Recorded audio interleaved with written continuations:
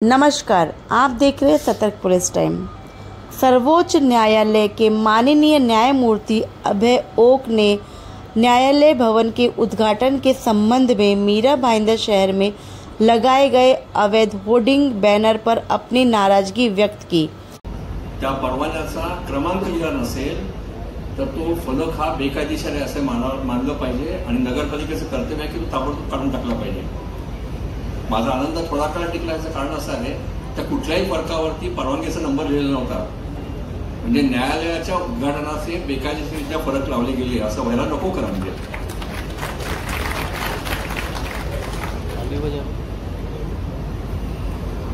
एक गोष्ट खूप चांगली झाली आज की दीप प्रज्वलन किंवा असं काही करायच्या ऐवजी आपण घटनेचं जे आपली प्रस्तावना आहे, प्रियांबल आहे, त्याचं पूजन करून त्याला वंदन करून आपल्या कार्यक्रमाला सुरुवात केली। या घटनेने आपल्याला अनेक गोष्टी दिलेल्या आहेत। एक महत्त्वाची गोष्ट म्हणजे समारोह के दौरान महाराष्ट्र के उप मुख्यमंत्री एकनाथ शिंदे, परिवहन मंत्री प्रताप सरनायक, WHO जिला कलेक्टर अशोक श्रृंगारे, नगर आयुक्त IAS राधा विनोद शर्मा, विधायक नरेंद्र मेहता भी मौजूद थे। साथ ही न्यायालय के और भी पद अधिकारी मौजूद थे।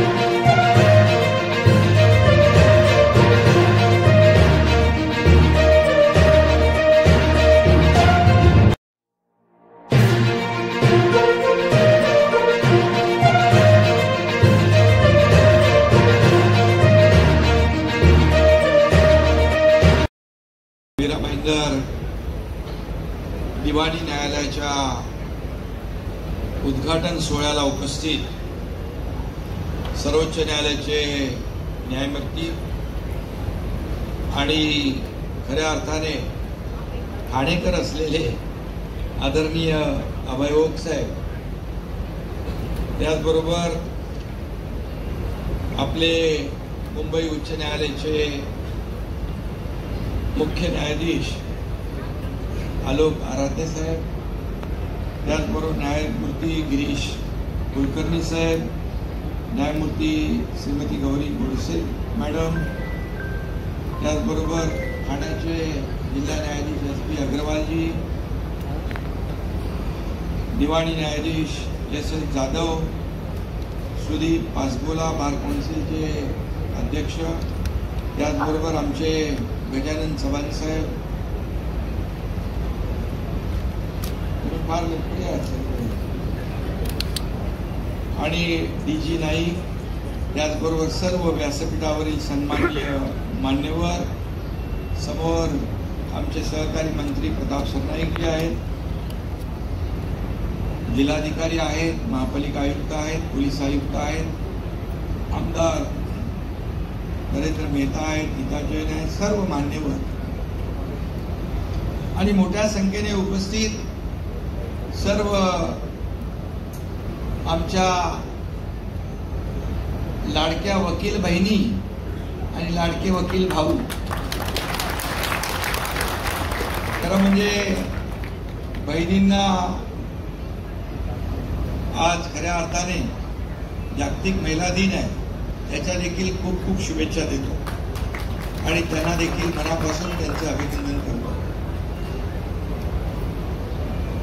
आणि महिला दिनाच्या मुहूर्तावर इथं न्यायदेवतेची प्रतिष्ठापना होते आहे, याचा खूप आनंद आहे. खऱ्या अर्थाने दिवस चांगला निवडलाय आणि मगाशी आपल्या नवीन पाटील यांनी सांगितलं की जेव्हा 2008 मध्ये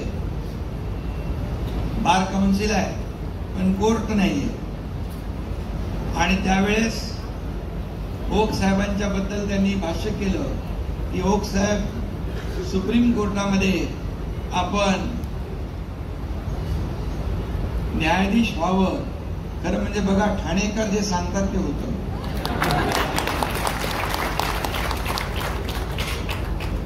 कारण त्यांची प्रामाणिक इच्छा असते, प्रामाणिक भावना असते आणि चांगल्या माणसासाठीच ती भावना असते.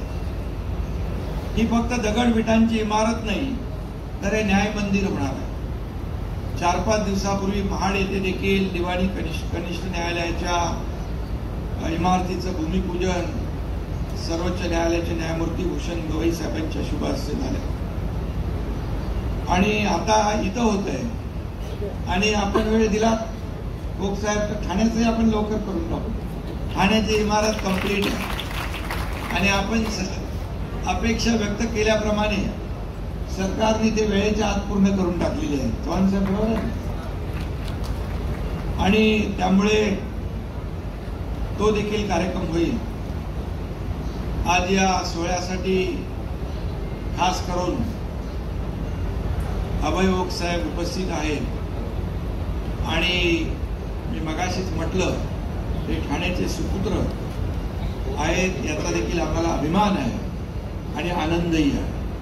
खरं म्हणजे ओक साहेबांच्या घरातच न्यायदानाची परंपरा सुरू झाली. त्यांचे वडीलही प्रख्यात वकील होते आणि ओक साहेबांनी 1983 साली ठाण्यात वकिली सुरू केली आणि ठाण्याचे सुपुत्र मुंबई उच्च न्यायालय या ठिकाणी न्यायदानाचं पवित्र कार्य करत करत अगदी थेट दिल्लीच्या सर्वोच्च न्यायालयामध्ये पोहोचले. हे आमच्यासाठी सगळ्यांसाठी अभिनंदन. आणि कायम त्यांनी सर्वसामान्य माणसाला दिलासा देण्याचंच काम केलं. सर्वसामान्य माणूस, कॉमन मॅन, याला न्याय देण्याचं काम केलं. आणि ओक साहेबांच्या कोर्टामध्ये केस आहे म्हटल्यावर सर्वसामान्याला वाटायचं की आम्हाला न्याय मिळेल, 100% खात्रीपूर्वक न्याय मिळेल. आणि त्याने अनेक विषयामध्ये न्यायदानाचं काम केलं. पर्यावरणाच्या विषयात देखील त्यांना खूप आवड होती. आणि सतर्क पुलिस टाइम में बने रहने के लिए चैनल को लाइक करें, शेयर करें, सब्सक्राइब करें एंड कमेंट करें.